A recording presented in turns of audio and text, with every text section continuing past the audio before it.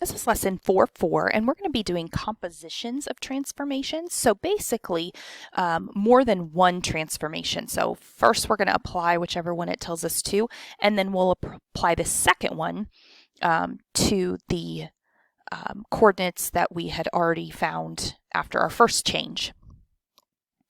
So what is a glide reflection? It is a composition of transformation followed by a reflection in a line parallel to the translation vector. So you can kind of see how it was kind of reflected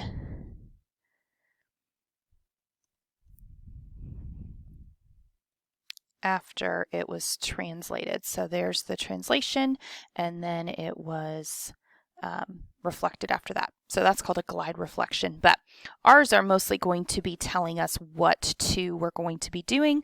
Mostly two. I think we do have one that has three.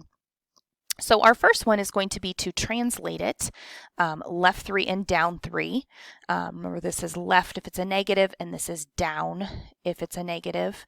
And then we're going to reflect it over the y equals x line, and we'll go ahead and put that rule there for our reflection over the y equals x line.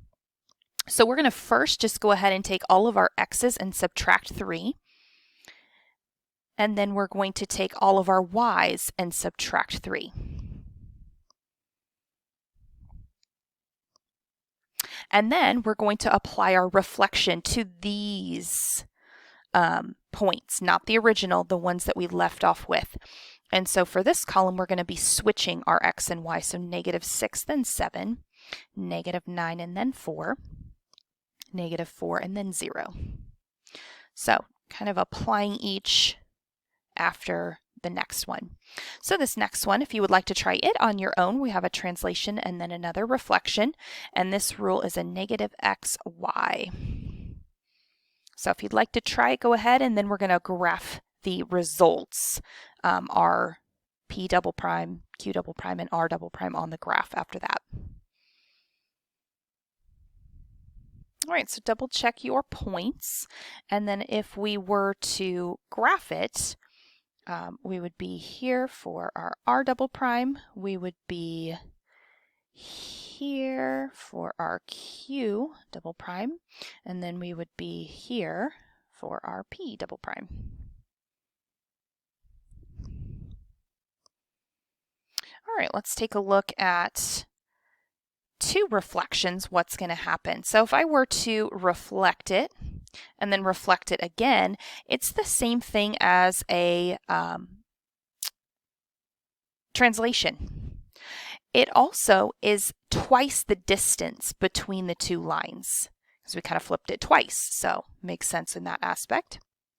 A reflection twice, kind of going this way, or rotation, excuse me, rotation is going to kind of go here and then go here, and it is twice the measure of its distance. So let's take a look down here. These are multiple choice. And we know that we are going to be reflecting it twice. And so it would put it onto this side, which is kind of the same thing as a slide or a translation. So we would see B, C, and B double prime. And it's going to be twice the distance. So twice 1.75 times 2 is going to give me 3.5. So we want to look for 3.5, so it's not A. And we want to look for A being right here, kind of close to the line. So it's not that one, and it's not D, so it would have to be C. Twice the distance, and then it's kind of like it slid.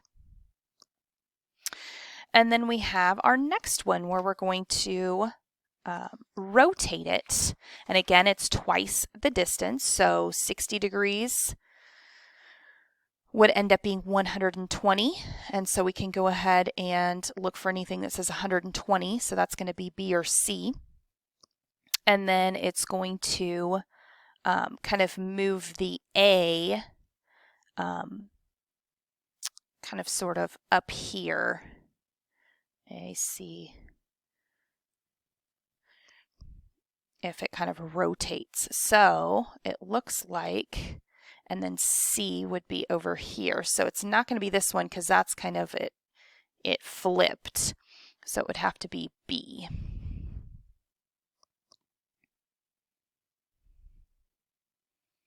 And then what transformations took place here?